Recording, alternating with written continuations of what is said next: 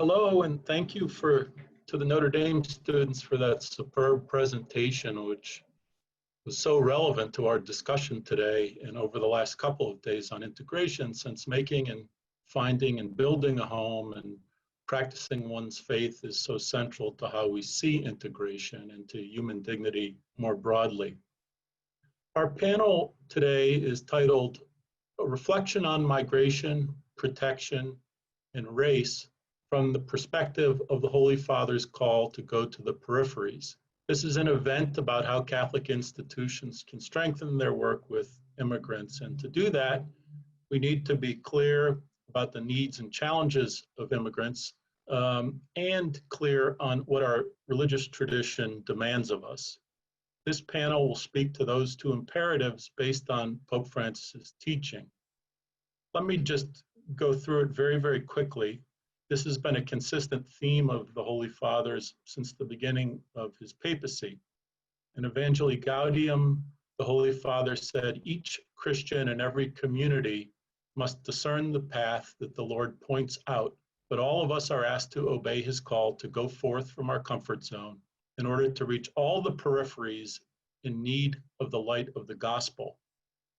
In his message to the World Council of Churches that same year, he said, in fidelity to the gospel and in response to the urgent needs of the present time, we're called to reach out to those who find themselves in the existential peripheries of our societies and to show particular solidarity with the most vulnerable of our brothers and sisters, the poor, the disabled, the unborn, the sick, migrants and refugees, the elderly, and the young who lack employment. In his message for World Mission Day, 4 years later, he said, the Church's mission, then, is not to spread a religious ideology, much less to propose a lofty ethical teaching. Many movements through the world inspire high ideals one way or ways to live a meaningful life. It is instead to continue Christ's mission is the Good Samaritan, caring for the bleeding wounds of humanity, and his good shepherd constantly seeking out those who wander along winding paths that lead nowhere. It is to overcome narrowness, conflict, racism, tribalism, and to promote everywhere and among all reconciliation, fraternity, and sharing. And then finally, in his most recent message for World Day of Migrants and Refugees 2020, he said, almost every day, the television and papers carry news of refugees fleeing from hunger, war, and other grave dangers in search of security and a dignified life for themselves. In the faces of the hungry, the thirsty, the naked, the sick, strangers, and prisoners, we are called to see the face of Christ, who pleads with us to help. If we can recognize him in those faces, we will be the ones to thank him for having been able to meet, love, and serve him in them. Forcibly displaced, as we've heard over the last 2 days, have many needs and challenges, starting with, of course, the conditions that have forced so many to migrate and the global crisis in refugee protection, and of course, add to that the desperation caused by the pandemic. Throughout the world, migrants are also facing racial injustice, nativism, and exclusionary nationalist ideologies. Integration, as Beth Ferris reminded us earlier today, has become a controversial concept, which is hard to believe in many countries because it implies that people will be staying. In the US, immigrants endure policies that criminalize self-sacrifice, block access to protection, divide families, orphan children, and deny legal status to disfavored populations. And I'll add that some face indifference from fellow Catholics. And as Cardinal Ramasini said today, many immigrants are struggling to integrate even within Catholic parishes and other institutions.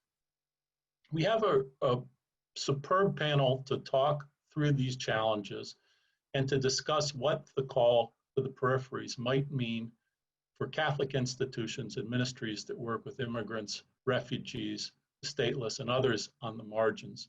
Let me introduce them very, very quickly. Joan Neal is a CMS board member and has worked in different capacities in a variety of Catholic institutions, from Catholic Relief Services to Cabrini College to Network.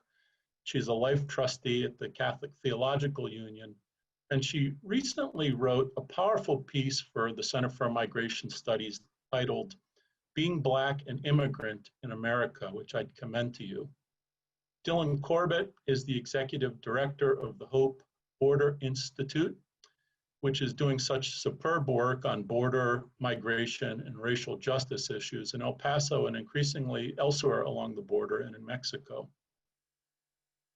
Stacy Allen is the chairwoman of the Young Adult Catholics of African Descent from the Archdiocese of Galveston and Houston. She's a lawyer and she's an immigrant from Panama. Sister Norma Pimentel is the executive director of Catholic Charities of the Rio Grande Valley. She was recently named one of Time Magazine's 100 most influential persons of 2020. Thanks to all of you for being with us. I'm going to start with 3 broad questions to our panelists, and then we'll turn to our listeners. The first question involves current challenges and kind of the Catholic vision on how to address them.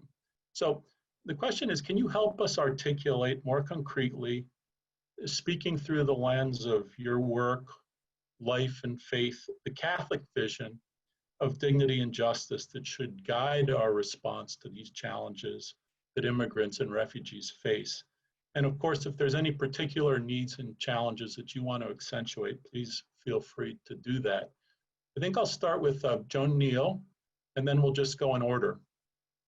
Thank you. Joan? You're on mute. Thank you. Thanks. Thank you, Don, and good afternoon to everyone. I'm just so pleased to be here, especially with this distinguished panel. You know, that's a big question that you just asked, Don, but I think that that vision is our Catholic vision of the one human family, the principle that we are all created in the Imago Dei, the image and the likeness of the one God who created us all. I think that it's that belief that we are all sisters and brothers to Christ and to one another that should animate us as we address these issues, these very difficult issues of immigration and migration.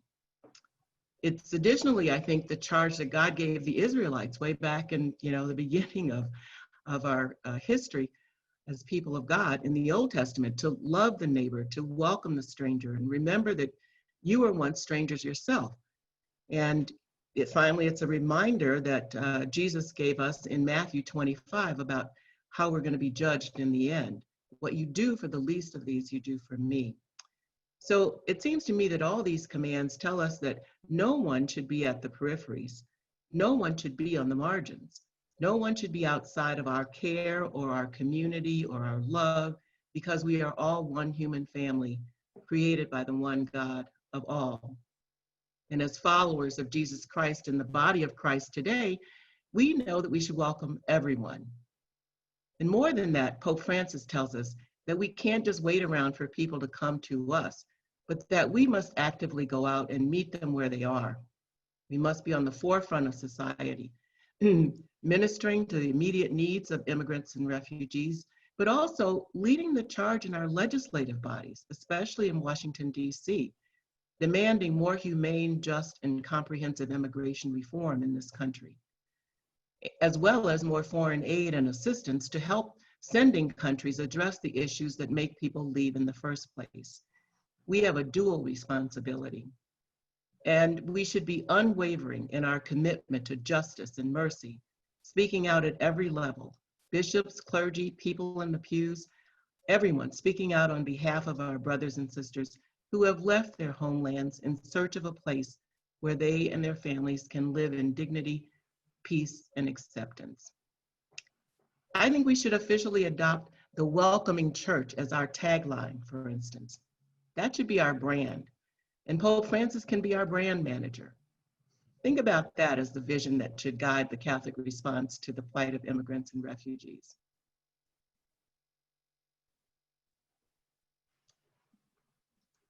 Thank you, Joan. Dylan, do you want to jump in? Thanks, Don.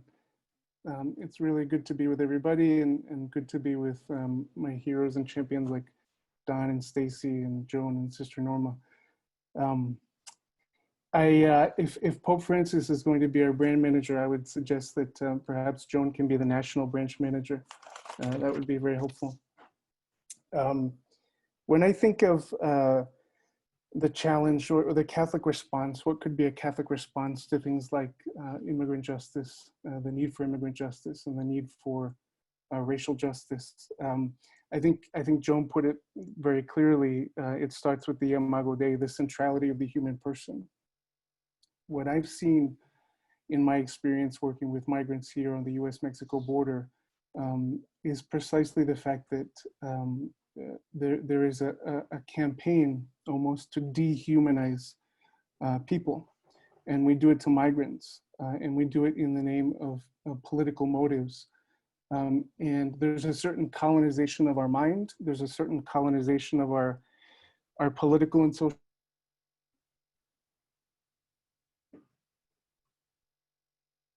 as threats, and as fundamentally, yes, threats to who we are, and that crystallizes in many ways in policy. And you see that here in the border in very particular policies like the migrant protection protocols,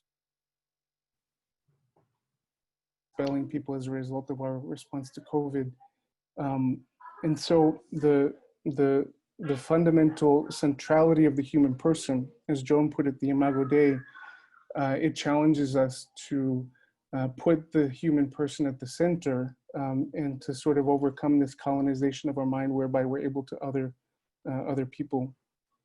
And then also, I think that looking at the intersection of something like immigration and immigrant justice with racial justice, you know, I think about how core the category of justice is in Catholic social teaching and Catholic social thought. It's something that is very deep. It's based on that old, you know, traditional category of tzedek in the Old Testament, a justice which is about reconstituting the human society, starting from those on the margins, starting from those who have been excluded by the systems that we create. And in many ways, the question of immigrant justice can't be addressed just as a question of policy. You know, we saw here in El Paso, for example, we marked not too long ago the anniversary of the killing of 23 people in an act of racial terror on August 3rd here in our community that was a result of this othering that's happened. It was a result of a campaign of othering people and colonizing our imagination such that we see immigrants as threats to who we are. That enabled that. But we need, if we're going to attend to the issue, the need for justice in our society, we need something deeper than policy, and we need imagination, and we need narratives that come from a place that's deeper. And I think that our religious traditions and our Catholic tradition can provide that. And in order to achieve justice, we have to look at the injustice that has propped up these systems of hate and exclusion and inequality, and that have been present, frankly, for many to go border, and then of course in our country on issues of racial justice. Thank you, Dylan. Stacy, can we turn to you now? Yes, thank you. It's such an honor to be on this panel with such esteemed and knowledgeable people. You know, for me, this topic hits near and dear to my heart, and it intersects with so many aspects of my life. As an attorney, having done a bit of immigration work in the past and having familiarity, for instance, with asylums. As an immigrant myself, from Colón, Panama, having come here with my family when me, the youngest of 3 children, at 5 years old, having no say in it. And for, you know, I've been able to be naturalized as a citizen for all intents and purposes. I consider myself a dreamer, having understanding with what that life looks like. Someone who was an innocent child when they came to this country of no choice of their own, and having to go through the immigration system, which is not easy, not an easy feat at all. As someone who is in ministry, as the chairwoman of the Young Adult Catholics of African descent and dealing with administering to young adults from all over the African diaspora, and also doing ministry at my own parish as the volunteer coordinator of youth ministry and working with young people from all backgrounds at a predominantly Latino and Black parish. All of these intersections matter. And so specifically thinking about immigrants and the issue of racial justice, of course, in this time in particular, we've seen a focus and a lens on the issue of racial justice that has been here from the inception of this country. Mr. Corbett mentioning the othering of people and the complete dissemination of colors from indigenous people to those who came here through the transatlantic slave trade. And so as Catholics, and as mentioned, you know, our scripture calls us forward to be people who engage these issues. And we've heard Pope Francis calling us forward in particular to say, reaching out to the peripheries and smelling like the sheep, right? Living a life through our ministry of encounter and accompaniment, meeting people where we are, not where we want them to be. And if we're going to do that more earnestly, I think it's about checking in with ourselves as a Catholic institution and looking at the vestiges and the history and the role the church itself has played with racism, including owning free human beings through the process of enslavement, mirroring, Jim Crow within our churches, by which Black people had to sit at the back of the church, receive communion last, and then recognizing that the vestiges of those things still remain in the church and being intentional about dismantling it. So looking at even things like that we take for granted, like our mass settings, and seeing how that comes from a very Eurocentric, colonized version of what Catholicism is, and recognizing that Catholicism in all of its forms practiced throughout the world is Christ and belongs in our church. I think it also means looking at even simple things like the imagery that we see in our parishes. You know, today we celebrate the Feast of Guardian Angels, and the imagery around angels that we constantly see tend to be white and blonde and exclude so many cultures. And for so many people, there are things that we ignore. But when we're looking at things, as the previous panel talked about, what it means to be home within this universal Catholic Church, creating a sense of home that reflects the communities that we serve and the communities on the quote unquote peripheries that we choose and are seeking to welcome our immigrant brothers and sisters, then we have to really engage and then dismantle the ways that our faith has been colonized and centered mostly male white voices. And so I think that's some of the work that we need to do. And when we look at the challenges, the conversations that I've been having specifically within the communities of African descent right now around the issues of racial justice that we see centered in a lot of conversations in our country in particular, but around the world, is wanting to see the church be more adamant in having these discussions, even when we're talking about immigrants. So the over-politicization of the immigrant space, where we think about immigrants as solely those who look a certain way, are only coming through Mexico. I'm Central American myself, so I know what that looks like, but we have a large number of Haitians who are immigrants and are also being held in detention centers. We have large numbers of people from throughout Africa who are immigrating into this country as well.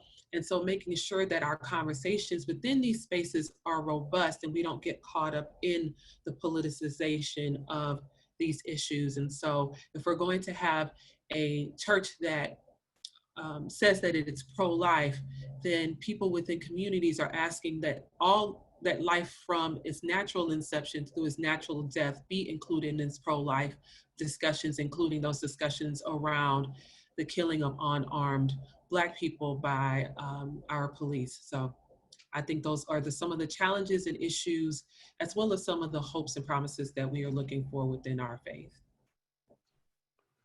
Thank you, and we'll get into those issues more deeply in just a bit, I hope. Sister Norma, can we turn to you? Thank you. Thank you for this opportunity to speak to you. And I feel that our response to the person that we see before us that needs our help needs to be grounded, if we are people of faith, in one thing, in love, in our connectedness to God. You know, it is that connectedness, His compassion, His mercy, His care for us is what will guide us to be able to do all those things that so everyone has so beautifully stated. You know, unless we are having that connection with that God within, at the core of who we are, our response will not respect that person we have before us. It will be about us. It will be about who we are and what we want to accomplish and what we want to look like and be. So I think that our Catholic vision, it's important that we ground it in that presence of God, so that every action that we reach out to those that we see before us. It's not because they're an immigrant or because who they are. It's because simply because they're a human being. They're a person, and that person, there's something within us that reaches out to want to make a difference in that life and restore their dignity and give them back that respect that the person rightfully is given by God to all of us. And so I think that is our way that we can respond and help those that we see before at the border. You know, I see it at the border because I'm right here, but I'm certain that anyone, whoever you are, you will see it right there where you are, and you will try to respond in a way to be present and accompany and encounter that person that is that needs you by their side, and that you can honor and respect by accompanying them and by sharing with them in their journey.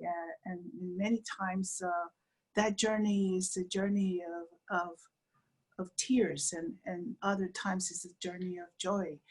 And being able to be part of that is, I think, our Catholic vision is to accomplish that, to be part of that human family, as many have just mentioned.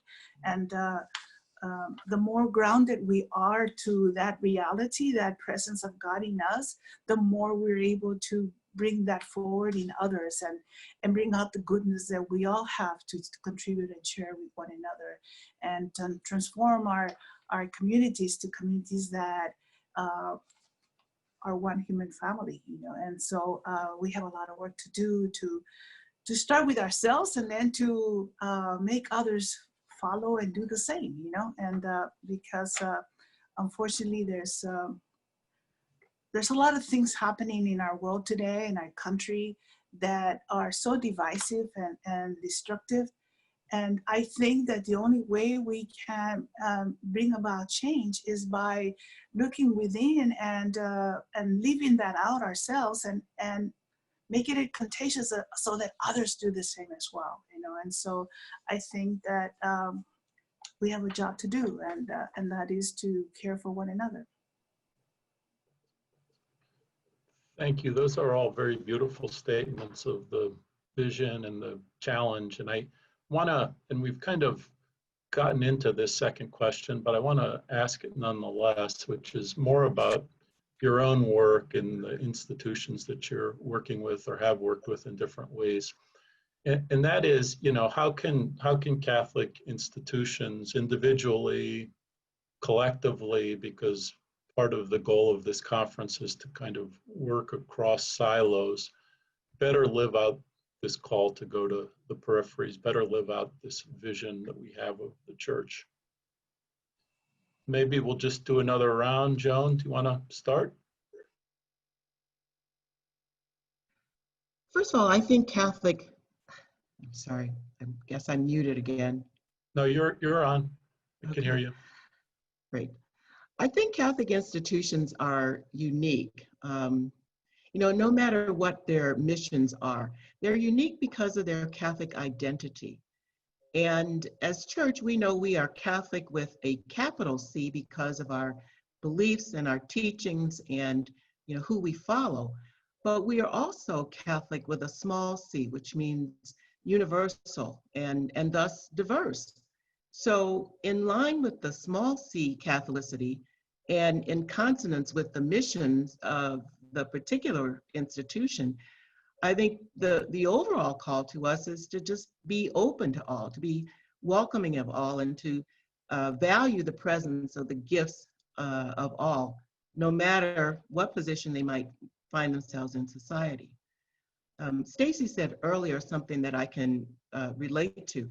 In my opinion, the church in the United States has been co-opted by society. You know, we're supposed to be countercultural. Jesus modeled that for us in his life, and he told his disciples that that's the way that they should be too. But we have allowed the value system of society to infiltrate our self-definition. So we no longer see or think of our responsibilities to one another as our clarion call to stand apart from society, to critique society when it goes counter to our fundamental vision of solidarity. And that to me is why there's presence in our parishes and in our schools and even our hospitals and other institutions, so much anti-immigrant sentiment, so much anti-Black, so much racism and prejudice at every level in the church in the United States. It's why, for me, the whole church in mass numbers isn't out in the streets today, protesting the separation of families and the caging of children. It's why the church isn't out in the streets today in mass numbers marching with the Black Lives Matter movement and speaking truth to power, protesting the continuous slaughter of innocent Black people, denouncing it as a sin and demanding that it stop immediately. So I guess for me, incumbent upon all of our institutions, and I've worked with a number of Catholic institutions, is that we have to understand our call to be countercultural. That is a part of our identity. And whatever the institution, we have to discover how to live out that call to not only be welcoming of strangers and of others who are, of people who are, as Dylan put it, otherized in our society, and to recognize them as our sisters and brothers, and to be willing to encounter them, as Sister Norma just said, in relationship. All those categories of people that society pushes to the margins, pushes to the peripheries, our organization should be inviting in. Our institution should be making space for them. Our institution should be saying to them, we are not complete until you are a part of who we are. And I think, it could make a huge difference. Just imagine, for instance, on the issue of immigration, what if every diocese or archdiocese declared itself to be a place of sanctuary? I mean, I think that would be an amazing stand for the Catholic Church in the United States to take. And it's certainly not outside of our ability to do that. So it's a critique of whether we're living up to the goal of evangelizing culture rather than being evangelized by the current culture. Absolutely. Thank you. Dylan, do you want to jump in?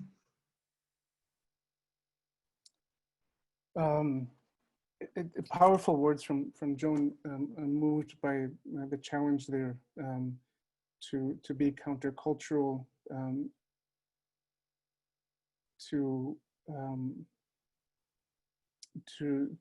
be fully cognizant of the challenges to the church to get engaged in the work of justice today, because there are so many, and we are falling short.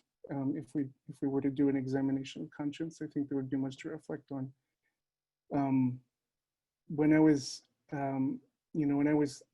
It seems that we're living in a moment right now where the call to justice is all around us, whether it's the pandemic or whether it's the continuing challenges around racial justice, whether it's the threat very real threats to our democracy that we're facing right now as a country, there ought to be some distinctive response as church. I agree with that. And we should be countercultural.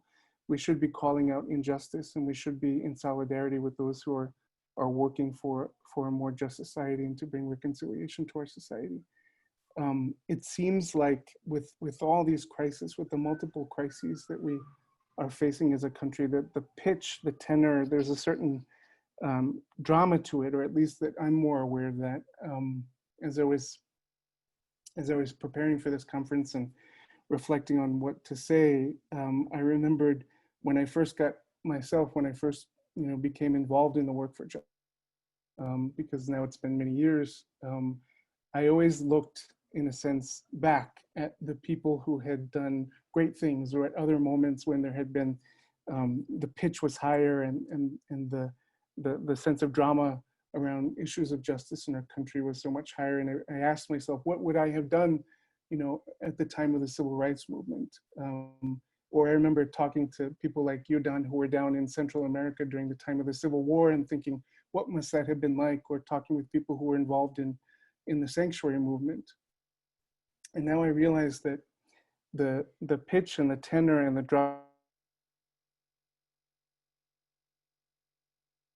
thinking about, that challenge that Joan just put to us, looking squarely in the face that our institutions, as Catholic institutions, perhaps are not at the height of that challenge. I really believe that if we don't have an institutional conversion of the church now towards the poor, towards the excluded, towards the marginalized, when will it happen? I don't know. With all these multiple crises, with the pandemic, with the exposing of how fraught our society is with injustice and how visible it is right now. If we don't do that now as church, if we don't have a very significant and meaningful institutional conversion starting from within, a reckoning with how our institutions have been complacent in the face of injustice, of how we have been anesthetized in the face of injustice, and as Stacy said, how we've been complicit in many of the injustices, the historical injustices in our country. If we don't have a reckoning with that now, then perhaps it will never happen. And we're the ones it torch. Now we have to become a church that's countercultural. But now is the moment for that institutional conversion. And nobody's going to lead us to that. We heard a wonderful talk this morning, I think, from Cardinal Czerny, who's lifting up the wisdom and the challenge of our Holy Father to take these challenges seriously and to move forward in a different way. I don't know if we have that same leadership in the American church, but it's here. It's in the people of at this conference. It's our responsibility. And so I think that it's incumbent upon us to take that challenge to institutional conversion, a conversion to the poor, as the Holy Father says, very seriously. And now is that moment. Now is that time of tension and tenor and drama.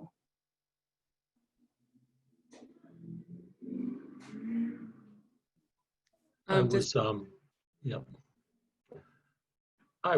was taken with Cardinal Czerny's words this morning, and his whole almost a desperate appeal that we need to be about now addressing the injustices and inequalities that have been exacerbated, aggravated, and exploited by these various crises that we're facing, and there's no going back. There's no slippage that's possible at this point. Stacy, would you like to jump in there? Yes, just a few words. I mean, so much has been eloquently said by Ms. Neal and Mr. Corbett about these issues, and so much of what they said is just continuing to reverberate for me, thinking about the urgency of now, and I think about scripture where it says now is an acceptable time. And so these kind of pandemics that we are seeing percolating in our society now have always existed. There's always been people on the margins. The issue of access to healthcare has always been an issue. The issue of immigration and othering of some group or another has just changed which group it is, but we still have those issues. The issue of racism is as American pie, and it's always been there, but right now it all kind of came together, and it's really being exposed. So yes, now is an acceptable time as Catholics to really step into our call. And I think about this idea of people on the periphery. And someone mentioned the fact that we're kind of, trying to, I think you mentioned it, Dawn, about, we're often doing things in silos. So how can we kind of bring things together? And the periphery, it's not just about people who are newly immigrating into this country, but there are folks who have been in this country and part of this in our faith for quite some time and still feel very much at the peripheries, right? And so when we think about so I'm in Houston, the most diverse city in the United States. All sorts of immigrants here from all over the world, which I think is one of the strengths of this great city. But when I see our church, oftentimes the nuanced ways in which we practice our faith are very much put into the peripheries, where you tend to have these kind of cultural silos of how we practice the faith, and that's okay for it to be practiced there. But when we have archdiocesan events and so forth, we're not as welcoming of those iterations of our faith. So one of the things I think we have to ask ourselves, and one of the things that we're working on as the young adult Catholics of African descent, is to bring forward the gifts and the expressions of those gifts that we believe are truly both part of the culture of African descent, but also truly Catholic, and bring those forward to share with the church for the greater benefit of the church. Sister Thea Bowman, whose cause for sainthood has been taken up, and she's going through that process and prayerfully will become a saint, prayerfully in my lifetime, talked about this before an Assembly of the United States Congress of Catholic Bishops, and said, when I come to church, I bring my whole self, my Black self, and all of my cultural nuances and dance and song and the richness of my culture, and that this belongs within the Catholic faith. I think that's part of also what we have to do when we are engaging our brothers and sisters, particularly within the church, particularly in the spaces that I tend to operate in within the Archdiocese, where I am a part of, is to create that sense of home for them, so that they know all of who they are in the way that God created them to be. It's not something that's relegated just for them to share within a small confine of their cultural group where they feel most comfortable, although that's fine as well, but that belongs in the greater C church, the larger context of church, and that we're all enriched and made stronger and better for it, in them sharing that with us. Thank you. Sister Norma?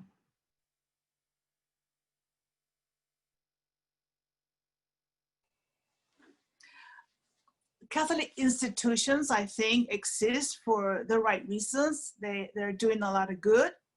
But I agree with Joan. Unfortunately, we're not seeing the masses out there responding to all the things that are happening that we must be part of. I think what we need, there is a great need for Catholic institutions to really radicalize what they're doing.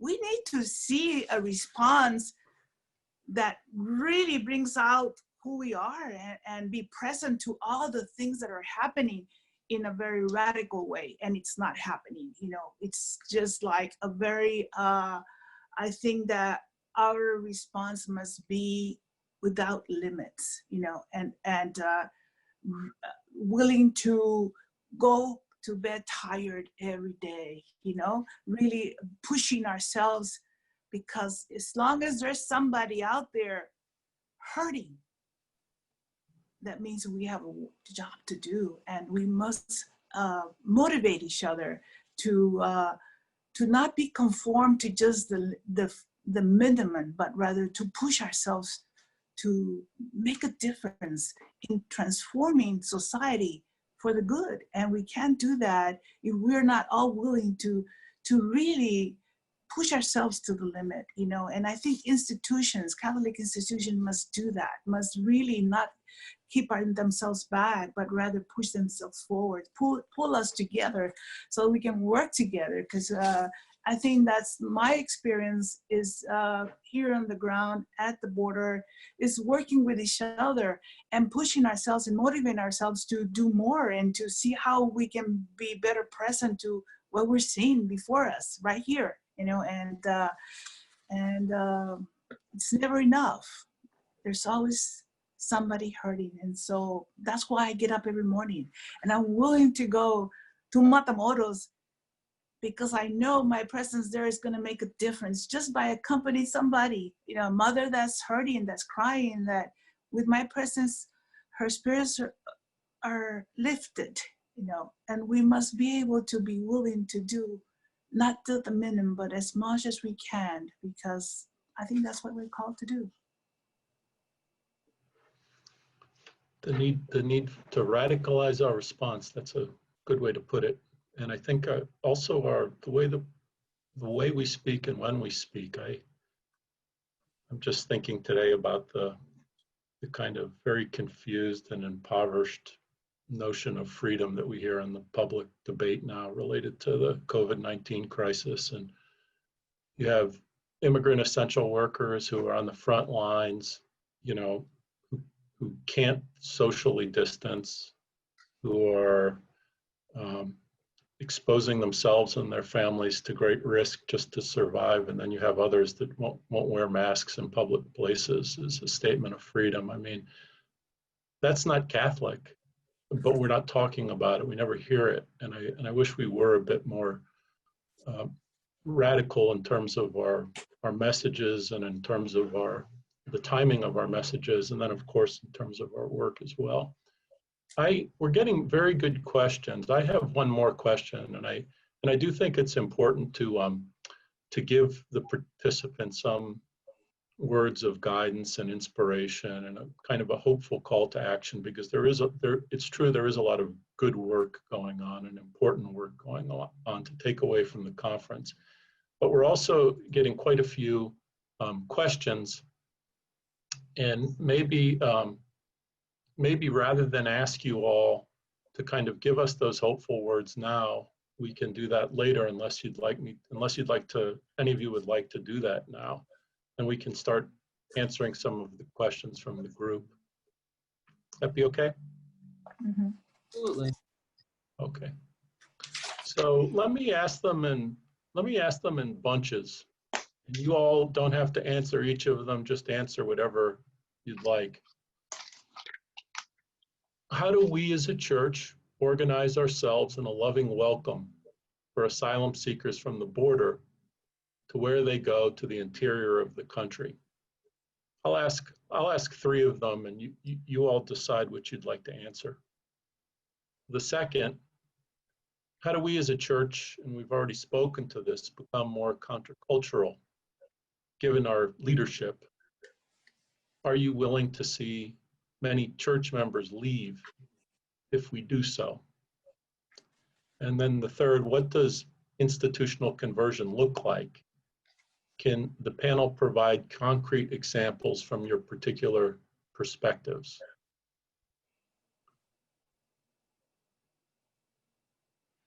Anybody want to answer any of those?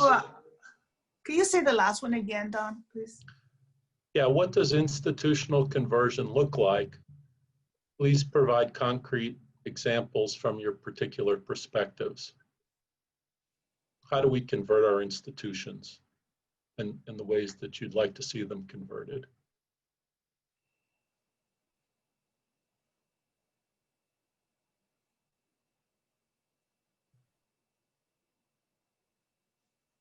Takers? So Don, I think that second question, could you just repeat that, please? Yeah, how do we as a church become more countercultural? And I'm not going to get into the particular leadership, but you know, given our leadership, the writer is down on church leadership. And are you willing to see church members leave if we do become more countercultural?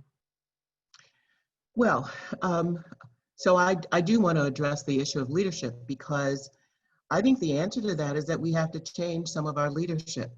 You know, Pope Francis is providing the example, it seems to me, of what our leadership ought to be and do, not only in this time, but going forward, if we're going to be the Church of Christ in in this time and in this place in history. And let's face it, we have some leaders in this church in the United States who, as I said earlier, have been co-opted by the broader society. And to the extent that they are unwilling to embrace what Pope Francis is trying to tell us, which is that our place is with the people who have been pushed to the margins. Our place is among people who should be welcomed into our midst and who have a place within our midst. That we are diminished by not having people who are not like us in some ways, in one way or another, who are diverse in one way or another, in our midst as our brothers and sisters. So I think that there's a need to possibly get new leadership. And if that causes some people to leave the church, I think that that might be not a bad thing, in the sense that it signals the fact that they cannot accept what I think we are all being called by the gospel of Jesus Christ to be and to do in this world.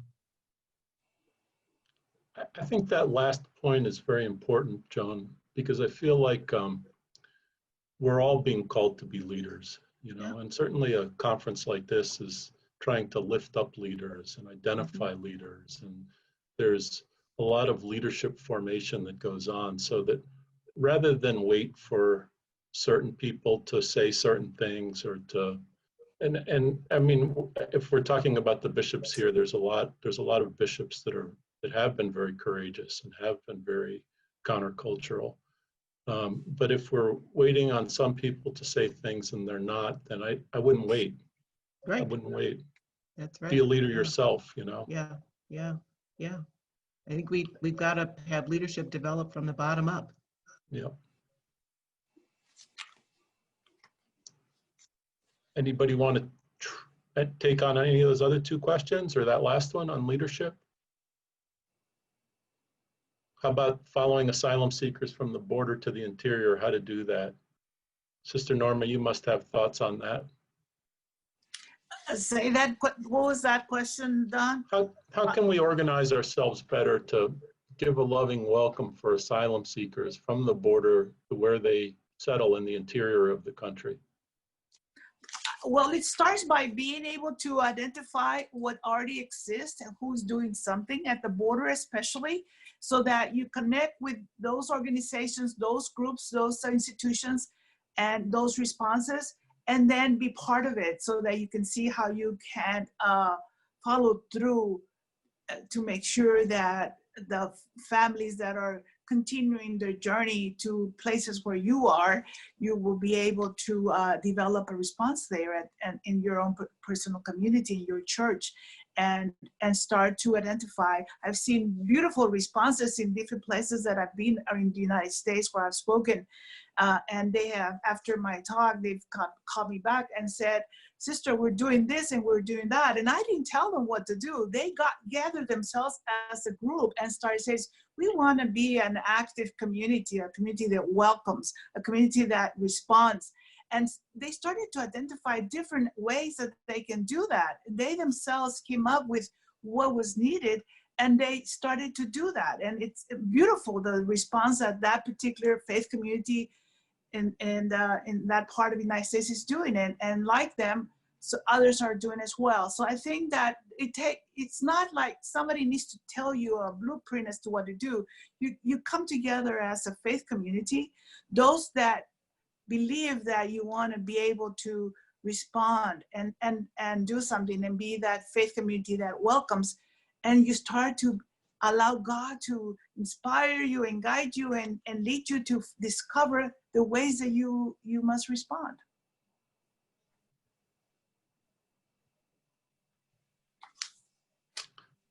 The ways in which institutional conversion, what it looks like? Dylan, I mean, you're creating Hope Porter Institute. Stacy, you're chairing a very important institution now in the church and the Archdiocese. Do you have thoughts on that issue?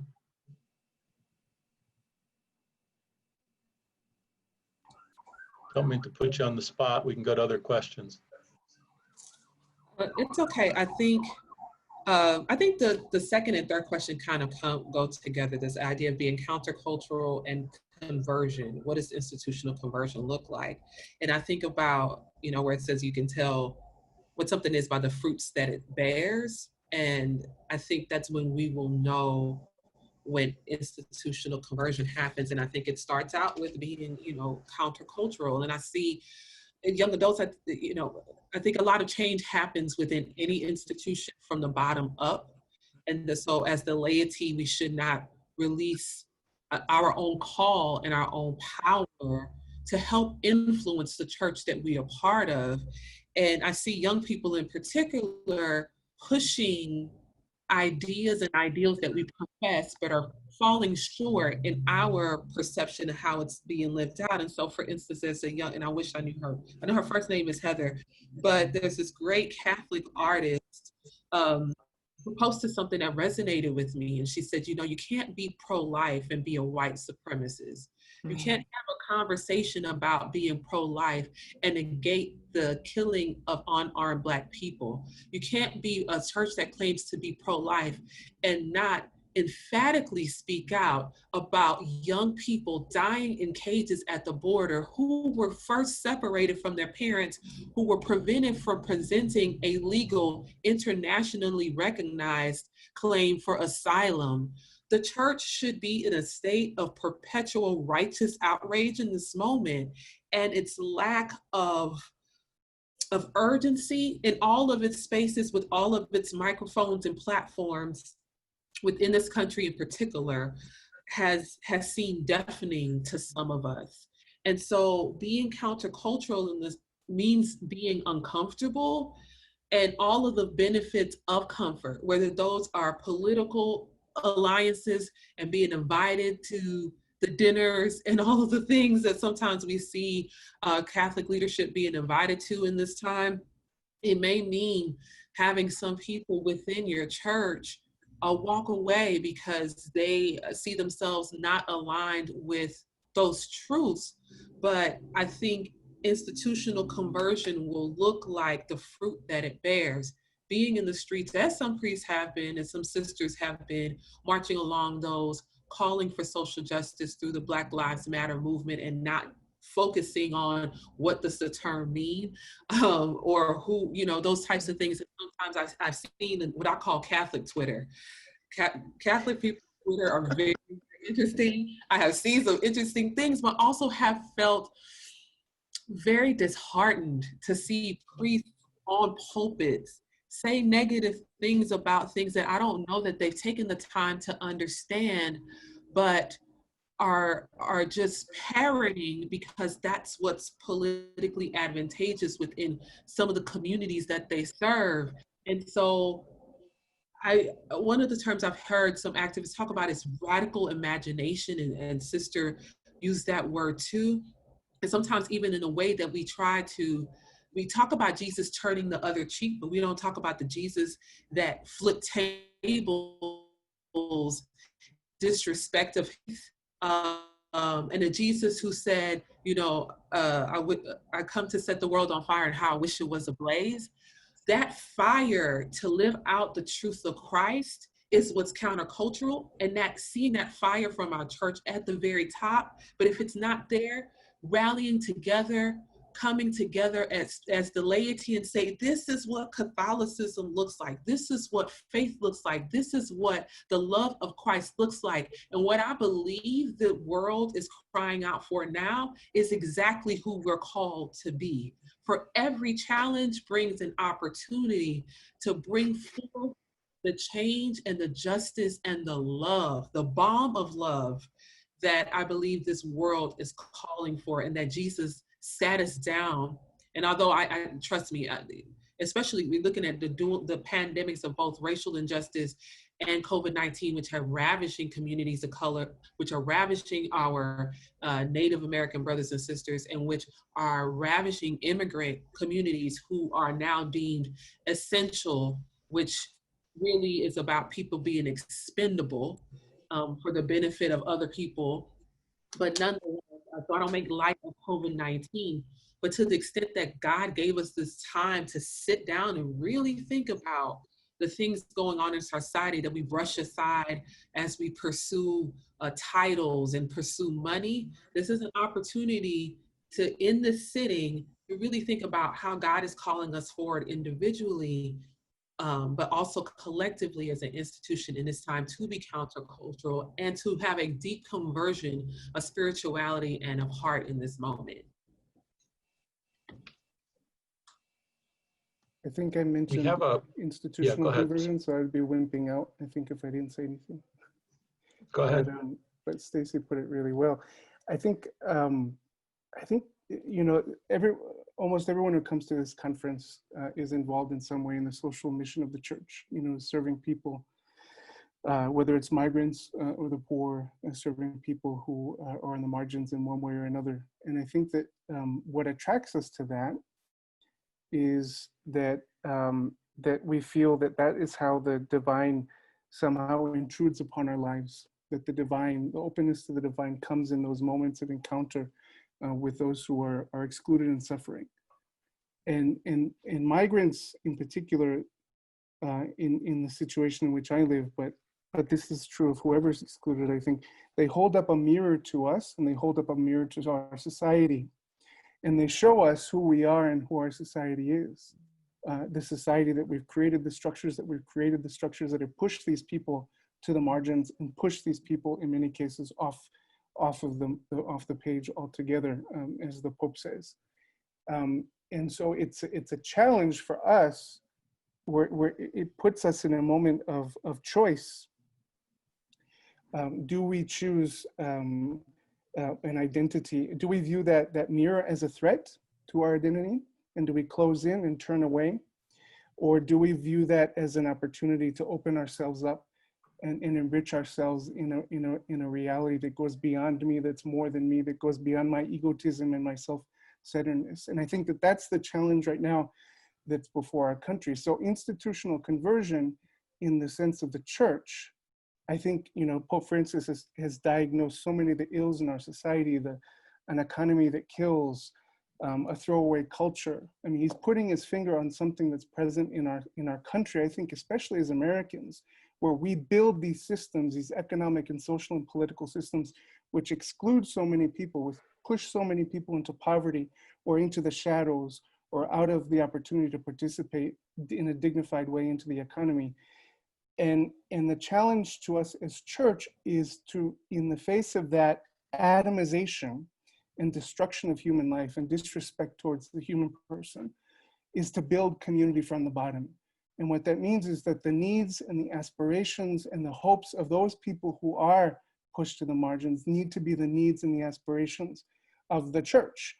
And we need to be about the business of resisting that culture. Are our parishes, are our Catholic universities, are our Catholic institutions, you know, parishes, you know, are they places of resistance towards that culture? Are we building community from the bottom up and from the margins? Or are we, you know, as Joan put it earlier, are we not being countercultural? Are we anesthetized to that reality?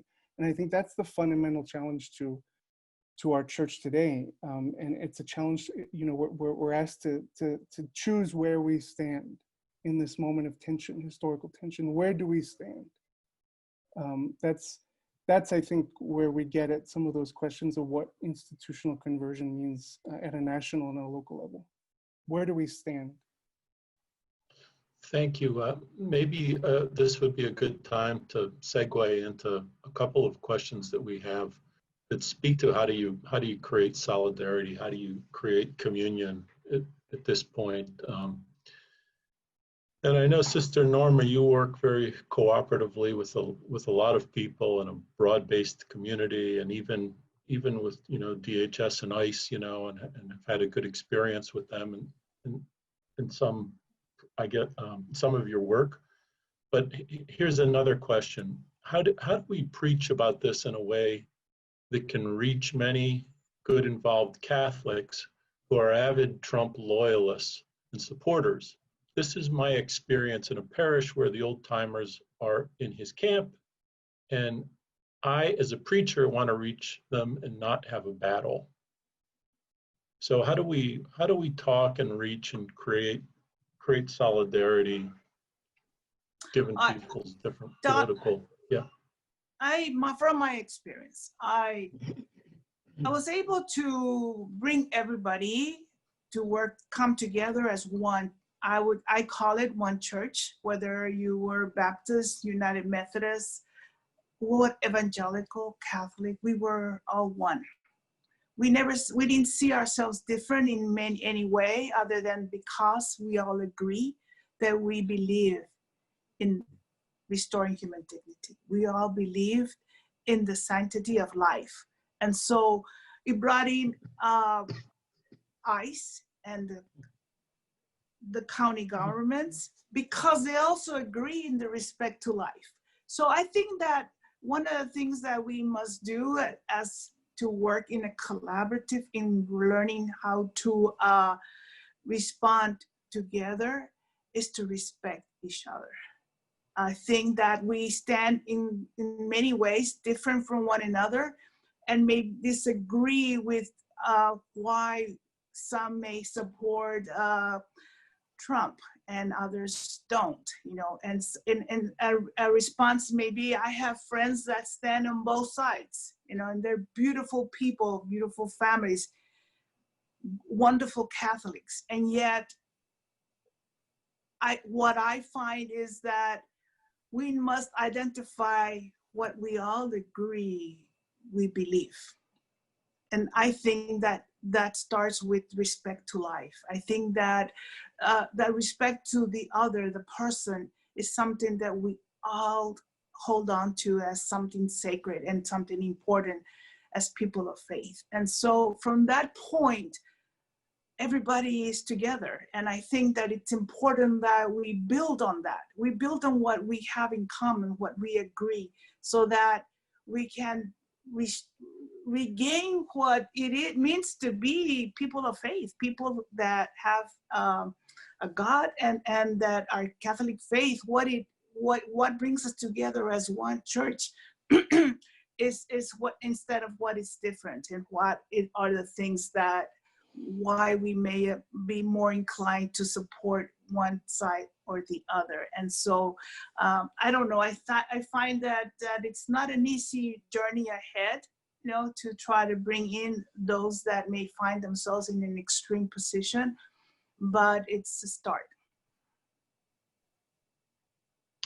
There's actually a question which addresses what you've just said. It's actually more of a comment, but basically, can you agree that in order to love with a radical imagination, it requires risks, to care, to join, to accompany, to share yourself, to be broken in order to love your neighbor as yourself?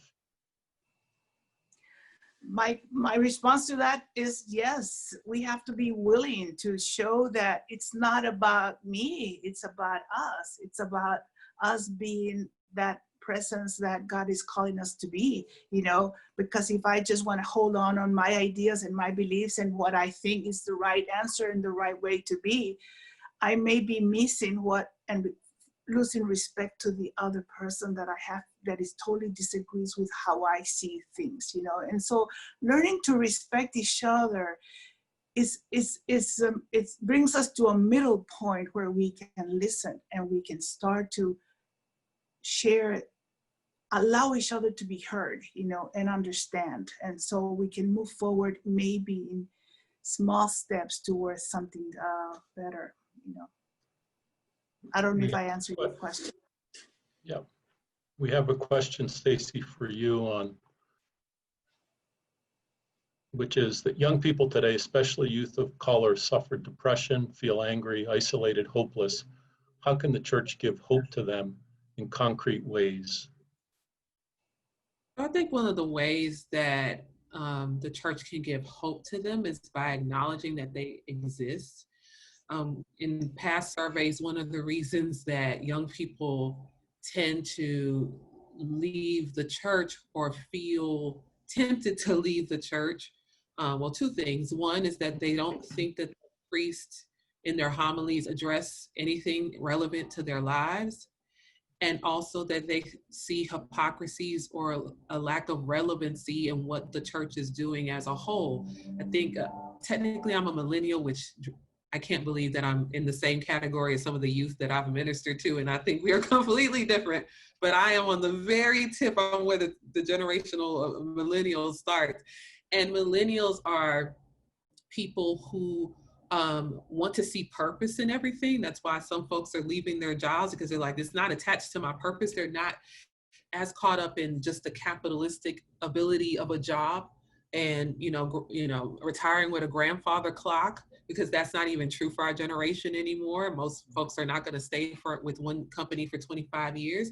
They really want to be connected with purpose and to know that what they're doing is attached to some reality. And sometimes, as beautiful as our traditions are as Catholics, it seems attenuated from people's reality. So I think one of the most concrete things, and it seems kind of simple, and I may have mentioned it before, so it seems redundant, is just for people and young people of color to feel seen.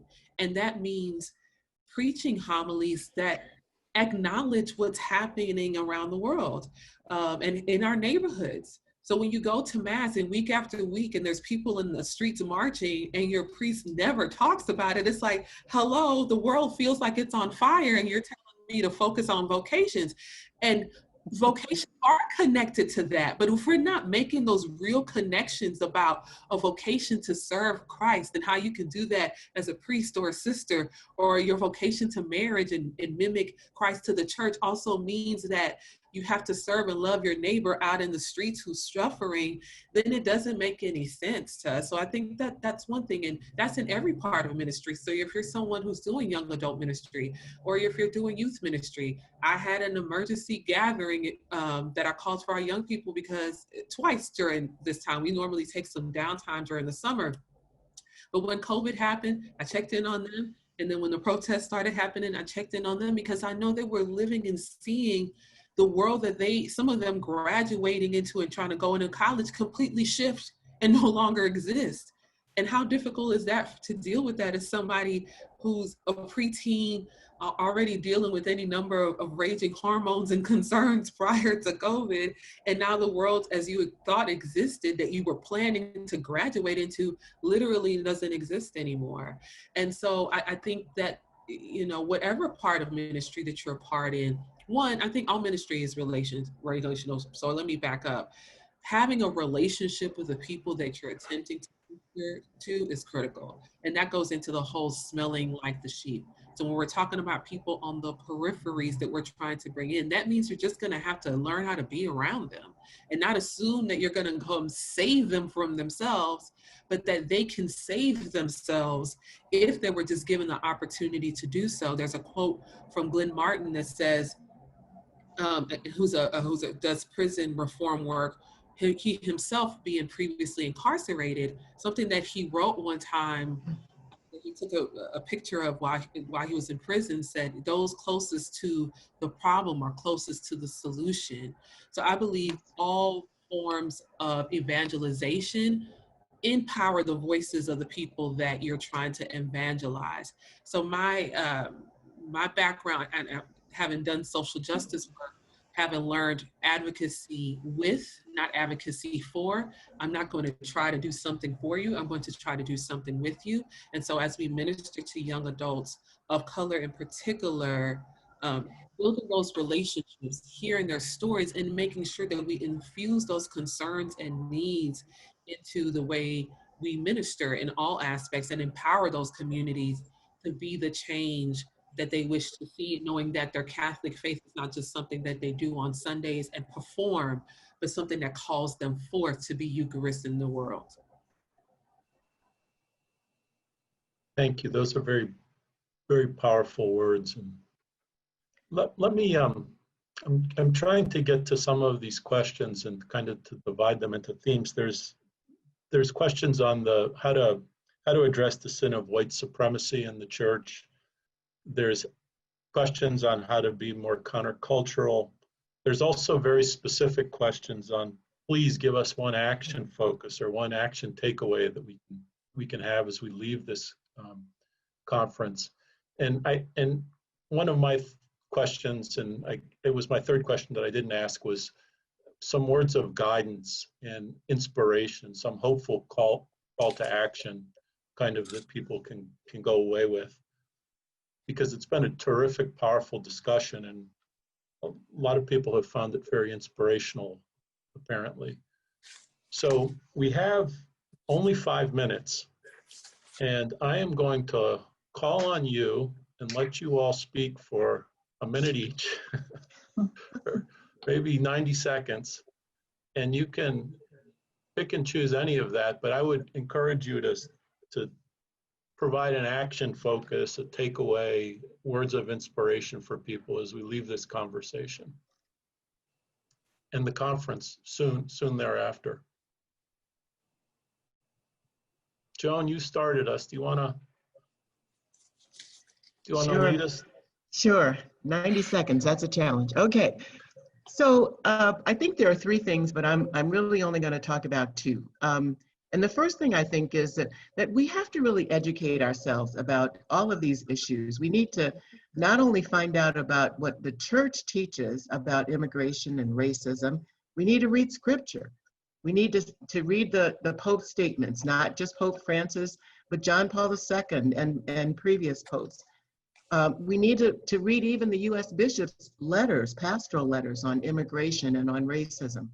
And then, look at all the other outside sources that, the independent sources, like the website at the Center for Migration Studies, and find out about, what is actually happening in our country. What are the laws around immigration?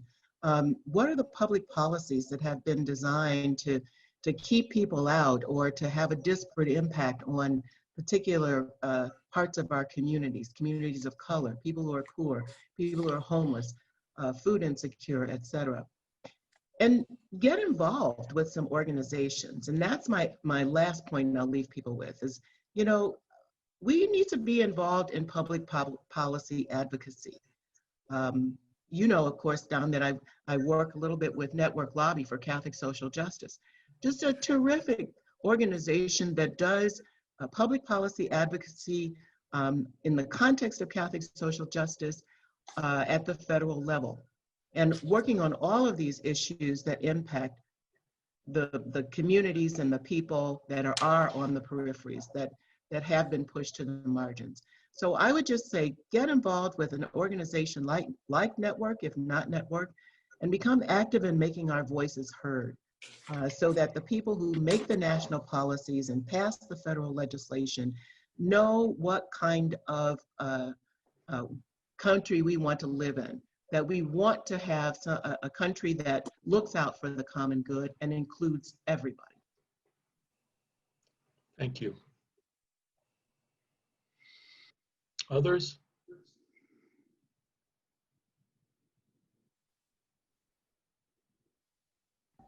I can, go ahead.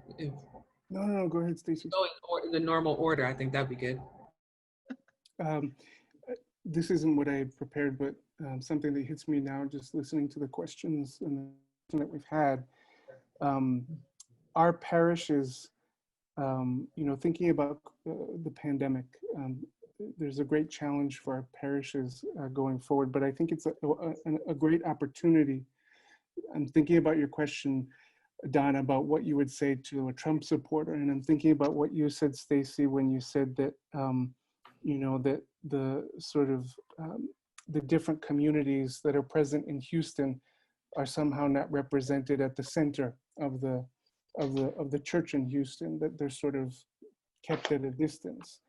I think right now we have an amazing opportunity to build back our parishes in a way that's performative and that creates a contrast society where we're not talking about people out there on the margins. We're not talking about asylum seekers or refugees or people, who might be from other countries, but they're actually brought into the center of our parishes they're brought into leadership positions, our liturgies reflect their cultures, that we see that these are opportunities of intercommunion that are enriching for us. I think there's an amazing opportunity to rebuild our church stronger after this pandemic, in ways that reflect the beautiful diversity that we are as a church, and that in ways that will bring about that institutional conversion. And all of us have a role in that. It's up to us. You know, it's been mentioned that we are the leaders in this movement. You all give me hope. This conference every year gives me hope. And I know that we're going to be the ones on whose shoulders that work falls. And I'm looking forward to it.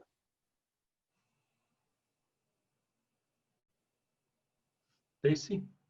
Yes, beautifully said so far. I don't have much to add, but I will try to hit a quick list. There was a question about white supremacy and how to engage that. I think the first thing is to engage something, you have to tell the truth about it. And we need to call white supremacy a sin, right? So we talk about racism we need to be explicit about the fact that white supremacy is a sin and it's dangerous, because most of the terrorism that we experience in this country are from white supremacist militia groups. We're taught to fear people from a particular demographic from overseas, but we as a country have experienced successive threats through white supremacist groups. So it's not just something that's a word that is merely evil in some sort of abstract way. There are lives at stake here. In the same way that Ms. Neal said that we need to educate ourselves, that's one term to educate ourselves on, and the history of that within this country, as well as the term white privilege. So it's not enough just to be not a racist, you need to be an anti-racist. And in order to be an anti-racist, you need to understand your privilege. And so knowing about white privilege is important. But in terms of what to do in some practical ways, whether that's the parish level, the Archdiocese level, or a national level, I think one very simple thing to do, and something that I practice, is asking myself the question, who's missing? If you look around and you're trying to put a program together, and everybody around you, unless it's something for a specific demographic, but everybody around you looks like you, it's historically been the people around that get to make the decisions for everybody else, then you're probably not going about it right, because the eclectic voices that show the array of the beauty of the Christ that we serve are not being represented at the table. So bring more diverse voices to the table, which goes back to those who are closest to the problem or closest to the solution. We also have to put aside our fear and our need to hold on to comfort. So I know the question earlier talking about, well, if I have to speak to those in my parish, well, I don't want to ruffle their feathers. And I think that going about things, focusing on what the teachings of Christ are, what our teachings at our church are, and then correlating that to some of the issues that we're seeing at the border and beyond around immigrants and refugees and people of color is important. But understand that just as in the walk of Christ, he went and spread the radical truth of love and bringing people onto him, he wasn't accepted, and you have to bear the cross knowing that you won't necessarily be accepted too, but the call is still there for you to speak the truth.